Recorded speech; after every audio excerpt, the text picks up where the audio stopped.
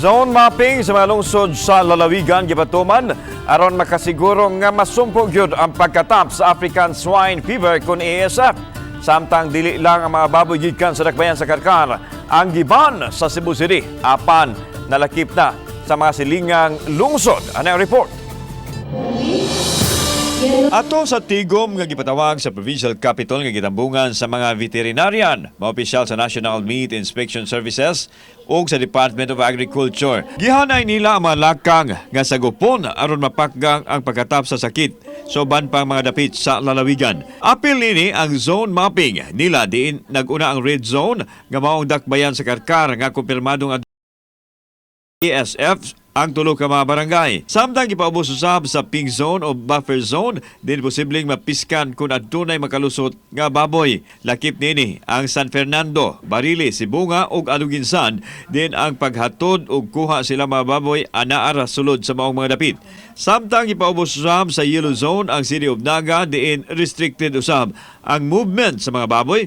Giklaro hinuon nga wa pay kaso sa ASF ang yellow zone. Ang purpose na to ana is that to establish nga if ever na ay mga spillover or na ay mga kuan kanang higayon nga maay mugawas ang mga baboy from Karkar, ma-detect dayon nato at the same time natin identify nga mga LGU nga i-intensify ang surveillance. Kuha na to additional sample para to establish nga negative ang ilang area. Gipahibaw usab ni Dr. Vincoy, ang provincial veterinarian nga adunay contact tracing nga gihimo sa mga posible sa mga baboy nga nataptan sa ASF. Nami anay backward tracing na pud may forward tracing.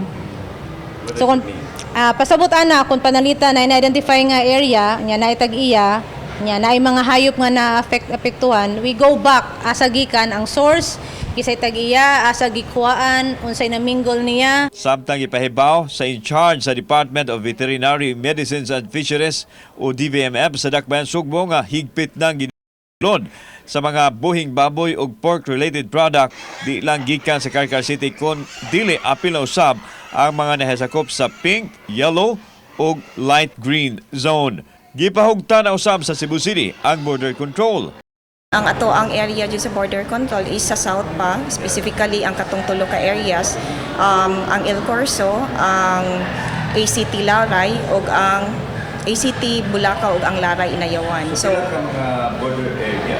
ang karon is for the meantime nag-start ni siya gabi ang border control na tulo ka buok sa ang ato ang gi-activate. So kato lang sa south. Wa ipadaplin sa DVMF nga pagkuwang sa supply sa baboy, sanglit 70% man sa supply gikan sa habagatan. Since nakato na areas is banned pa siya, so why not utilize the source nato na lives? Kaya actually sir, daghan jud kaayo mig mga lives sa Cebu City katong magbababoy nato. So mo to gi-promote nato. Anyway, it's not only the Cebu City manggod ang source. Kauban si Godfrey Lilian, ako si Alan Domingo.